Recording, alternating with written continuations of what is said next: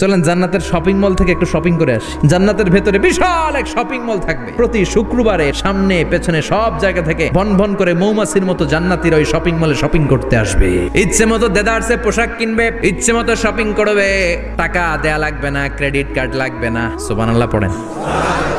জান্নাতে যারা ঢুকবে তাদেরকে রেশমের তৈরি পোশাক দিয়ে পোশাক বানিয়ে দেওয়া হবে। সবুজ মিহি সিল্কের রেশমি কাপড় দিয়ে ড্রেস আপ করা হবে, যেটার মধ্যে স্বর্ণ দিয়ে এমব্রয়ডারি করা ডিজাইন থাকবে।